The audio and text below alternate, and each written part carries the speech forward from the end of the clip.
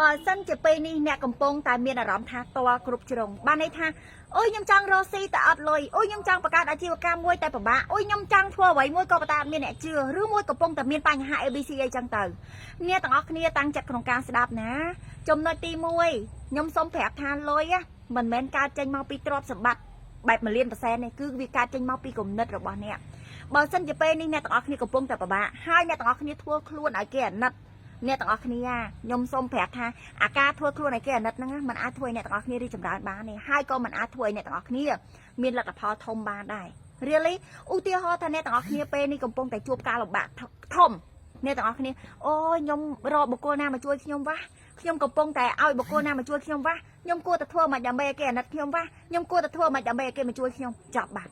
ឧទាហរណ៍ថាពេលនេះអ្នកកំពុងតែលងទឹកខ្លាំងណាស់អ្នកគ្រូពិបាកខ្លាំងណាស់អ្នកគ្រូវេទនាខ្លាំងណាស់អ្នកគ្រូអូអ្នកអាឡ័យតែអត់ប្រឹងហែលទឹកអត់ប្រឹងរកដំណោះស្រាយហែលទឹកអ្នកអាឡ័យតែជួយផងអាឡ័យតែស្រែកអាចមើលគេនឹងជួនកាលអស់កម្លាំងស្រែកនឹងឯងស្លាប់ដោយសារការស្រែកនឹងឯង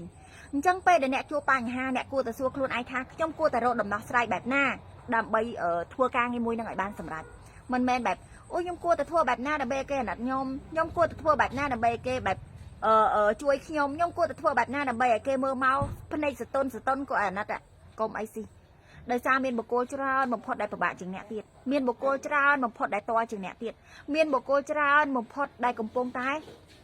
ខ្វះខាតជាងអ្នកទៀតឧទាហរណ៍ថាពេលនេះអ្នកទាំងអស់គ្នានៅមានខ្យល់ដង្ហើមអាចដកខ្លួនឯងបានបុគ្គលមួយចំនួនណោះដាក់អុកស៊ីសែនមែនទេអ្នកនៅមានផ្ទះនៅបុគ្គលមួយចំនួនណោះអធិស្ឋាននៅក្រោមស្ពាននៅក្រោមគេហៅថាជំរកផ្សេងអត់មានផ្ទះជំរកនៅខ្លួនឯងផងអ្នកជួបជុំបងប្អូនបុគ្គលមួយចំនួនខ្វះខាតពិតសុកចិត្តឆ្លងប្រទេសដើម្បីគេទៅរលុយអញ្ចឹងបានគ្រូយន្ទីប្រាប់ថាអ្នកគិតថាខ្លួនឯងពិបាកមានបុគ្គលច្រើនបំផុតពិបាកជាងអ្នកទៀតអំឡុងពេលដែលអ្នកជួបបញ្ហាកុំតាន់ហៅគេឲ្យជួយរិះគិតពិចារណាថាខ្ញុំគួរតែធ្វើបែបណាដើម្បីជួយខ្លួនឯងបានអ្នកទាំងអស់គ្នាអត់អាចទៅរួចទេដែលបើសិនជាអ្នកទាំងអស់គ្នាចង់បេះតបែកផ្លែតបែកណាអង្វរផ្លែតបែកអូយដើមតបែកអើយប្រទៀបខ្លួនមកខ្ញុំសូមបេះផ្លែតបែកមួយនឹងប្រទៀបខ្លួនឲ្យខ្ញុំបានទេខ្ញុំសូមបេះផ្លែតបែកមួយនឹងវាអត់អាចទៅរួចទេលុះត្រាតែអ្នកទាំងអស់គ្នាពង្រឹងសមត្ថភាពខ្លួនឯងបេះមែនអត់វាអត់អាចធ្វើឲ្យដាំតបែកនឹងបន្ទន់ខ្លួនមកបានទេអញ្ចឹងបានគ្រូយន្ទីប្រាប់ថាមានបុគ្គលមួយចំនួនដែលមានសមត្ថភាពក៏ប៉ុន្តែហ៊ានប្រើសមត្ថភាពខ្លួនឯងអាចធ្វើបានតែមិនហ៊ានធ្វើដោយសារគេចង់ពឹងមានខមានអាងពឹងគេជួយឧទាហរណ៍បុគ្គលម្នាក់ចេញរកស៊ីអូយខ្ញុំចង់ចេញរកស៊ីខ្លាំងណាអូខេមានដើមទុនចេញរកស៊ីបើខ្ញុំធ្វើមិនកាត់ខ្ញុំធ្វើការឲ្យគេវិញខ្ញុំធ្វើមិនកាត់ខ្ញុំមានប្តីចិញ្ចឹមខ្ញុំធ្វើមិនកាត់ខ្ញុំមានបងប្អូនចិញ្ចឹមហ្នឹងហើយគឺជាចំណុចមួយដែលខាំងអ្នកអត់ឲ្យអ្នកមានបញ្ចេញសមត្ថភាពអស់ពីក្នុងខ្លួនណា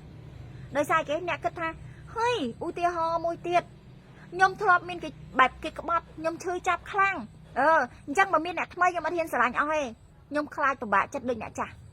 អញ្ចឹងអំឡុងពេលដែលជួបអ្នកថ្មីមកស្រឡាញ់50ទុក50ស្រឡាញ់ខ្លួនឯងតែអ្នកដឹងទេអា50ហ្នឹងហើយធ្វើឲ្យបុគ្គលមកខាងទៀតខ្វះក្តីស្រឡាញ់ធ្វើឲ្យបុគ្គលមកខាងទៀតមានអារម្មណ៍ថាអ្នកអត់ស្រឡាញ់គាត់អញ្ចឹងមិនថាមូលហេតុមកពីអីមកពីអ្នកអញ្ចឹងមិនថាអ្នកមនុស្សយើងទាមទារសមត្ថភាពខ្លាំងហើយអ្នកទាំងអស់គ្នាទៅមើលខ្លួនឯងបើអ្នកទាំងអស់គ្នាមានសមត្ថភាពខ្លាំង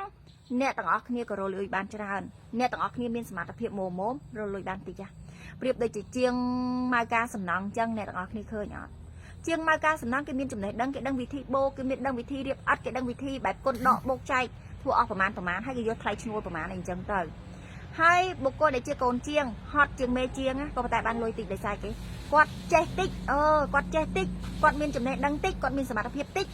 គាត់ប្រើតែកម្លាំងអញ្ចឹងគាត់បានលុយតិចជាងគេអញ្ចឹងមកថាអ្នកទាំងអស់គ្នាកុំព្យាយាមស្រែកឲ្យគេជួយតែព្យាយាមពង្រឹងសមត្ថភាពខ្លួនឯងឲ្យរកដំណោះស្រាយឧទាហរណ៍ថ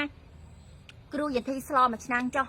មានអារម្មណ៍ថា Wister អំបិលយើងដឹងហើយថាស្លមួយឆ្នាំហ្នឹង Wister អំបិលអញ្ចឹងភ្នែករបស់គ្រូយន្ទីចាប់ផ្ដើមសម្លឹងមើលអំបិលមែនទេចំណុចខ្វះខាតគឺអំបិលអញ្ចឹងភ្នែកសម្លឹងមើលអំបិលបែបសួរគេរឿងអំបិលមែនទេដើរទៅយកអំបិលអនុវត្តរឿងអំបិលអញ្ចឹងបានគ្រូយន្ទីប្រាប់ថាអញ្ចេះអត់ចិត្តតាមពិតបើអ្នកទាំងអស់គ្នាដឹងចំណុចខ្វះខាតហើយអ្នកបំពេញខ្លួនឯងអ្នកស្វែងរកចំណុចខ្លាំងខ្លួនឯងទៅព្រោះអត់មានបុគ្គលណាម្នាក់ដែលដឹងជាងខ្លួនអ្នកទេថាអ្នកខ្វះអីហើយត្រូវបំពេញអីreally មុននឹងធ្វើភ្នែកសតុនឲ្យគេជួយខ្លួនឯងសិនទៅមុននឹងស្រែកឲ្យគេជួយខ្លួនឯងសិនអត់ចិត្តដោយសារគេ ពេលដែលយើងជួយខ្លួនឯងបានហើយយើងក៏អាចជួយមនុស្សនៅជុំវិញខ្លួនបានដូចគ្នាដោយក្តីស្រឡាញ់